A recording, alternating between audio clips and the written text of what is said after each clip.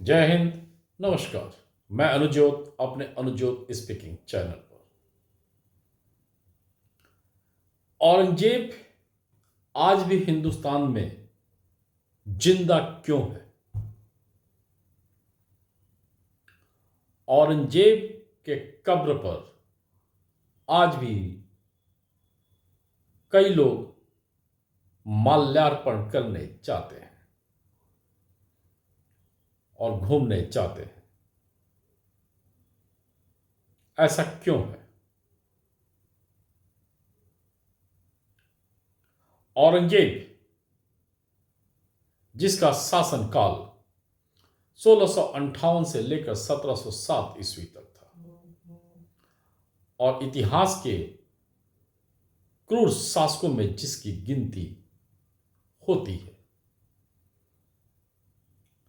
विदेशी इतिहासकारों ने भी इस व्यक्ति के शासन काल में हुई क्रूरता का बखान बखूबी कई जगहों पर किया है। आजादी हुई,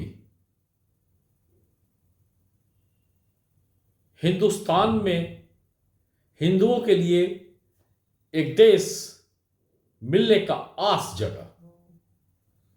मुस्लिमों के लिए एक अलग देश पाकिस्तान भी बन गया था, लेकिन इसके बावजूद भी आजाद भारत में औरंगजेब आज तक जिंदा है। यह वही औरंगजेब जिसने छत्रपति शिवाजी महाराज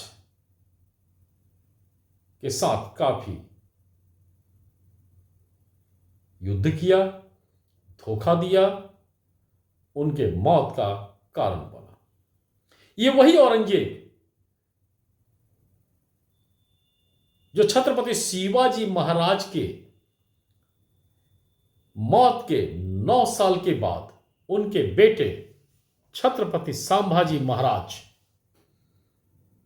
के क्रूर मौत का कारक बना। संभाजी महाराज का उम्र उस वक्त 31 साल था, 31 ईयर्स। 31 साल का एक नौजवान हफ्तों के क्रूरता के बाद मारा गया। इतिहास के पन्नों में यह क्रूरता दर्ज है। फिर भी औरंगजेब आज जिंदा है। यह तो 2014 के बाद की बदली हुई परिस्थितियां हैं जो कुछ हद तक औरंगजेब के नाम पर बसाए गए शहर औरंगाबाद को अब संभाजी नगर कर दिया है। परंतु आज भी औरंगजेब का कब्र वहां पर मौजूद है और औरंगजेब आज भी हिंदुस्तान के कई दिलों में जिंदा है। सच्चाई ये भी है कि औरंगजेब जिन हिंदुस्तानी मुस्लिमों के दिल में जिंदा है, उससे ज्यादा भारत के 90% राजनीति के दिल में वो जिंदा है। आजादी के बाद जिस क्रूरता को, इतिहास को, जिस क्रूर इतिहास को खत्म करना था, हिंदुस्तान के पूर्व संस्कृति, महान संस्कृति को ऊपर ले जाना था, उसको नीचे लाया गया और जिन लोगों ने इन संस्कृति को रौंदा उनको ऊपर ले जाया गया। उन्हीं में आज औरंगजेब का कब्र भी मौजूद है। कई मुगल शासकों का कब्र कई जगह मौजूद है जहां पर आज भी हिंदुस्तानी जाते हैं और माल्यार्पण करते हैं। सच्चाई यह है कि ये वही औरंगजेब, ये वही मुगल शासक हैं जिन्होंने हर हिंदुस्तानी के पूर्वजों पर अत्याचार किया था, चाहे धर्म परिवर्तन से बदले हुए मुस्लिम भी क्यों ना हो, धर्म परिवर्तन से बदले हुए ईसाई समुदाय ही क्यों ना हो। हिंदू तो अत्याचार का शिकार हुआ ही था। फिर भी औरंगजेब महान है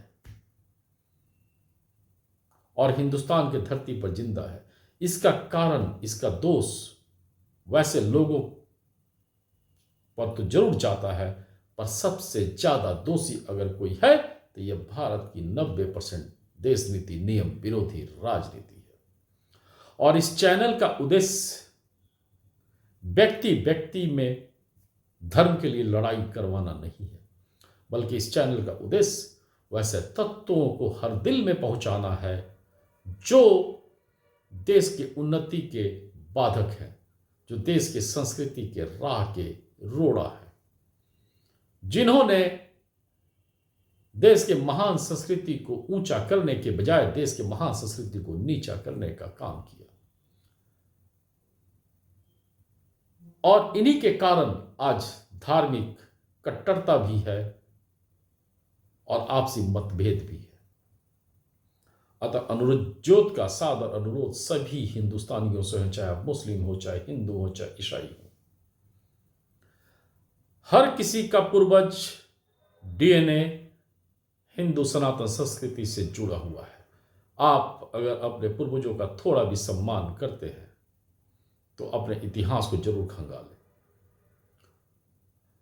और वहां से आपको समझ में आएगा कि जिन लोगों ने पूर्वजों को अपमानित किया, रौंदा, उन्हीं लोगों को भारत की 90% राजनीति फर्श से अर्श पर ले जाने का कोशिश कर रही है, ताकि सत्ता प्राप्ति उनको होता रहे और देश में धार्मिक मतभेद बना रहे। आप सभी से अनुरोध है कि इस सच को समझें और देश के महान संस्कृति के साथ जुड़े। जय हिंद, धन्यवाद।